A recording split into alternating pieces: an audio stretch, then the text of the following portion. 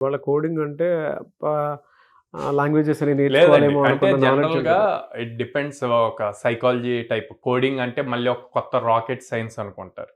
నేనెప్పుడు ఏం టీచ్ చేస్తా అంటే కోడింగ్ అన్నది కొత్త థింగ్ గాదు. మనం ఫస్ట్ నుంచి చేస్తుందే. ఓకే. అది జనరల్ ఇంగ్లీష్‌ని మనం రెగ్యులర్‌గా యూజ్ చేసే వాటికి కొన్ని టెర్మినాలజీస్ యాడ్ చేస్తాము. సో, దాన్ని మీరు రియల్ లైఫ్‌తో కంపేర్ చేయండి. ఫస్ట్ ఎప్పుడైనా కోడింగ్ నేర్చుకోవాలి అంటే మనం తీసుకున్న ప్రాబ్లమ్ స్టేట్మెంట్‌ని ఫ్లో చార్ట్‌లో రాయాలండి. దీన్ని మళ్ళీ ప్రోగ్రామింగ్‌లోకి కన్వర్ట్ చేస్తాం.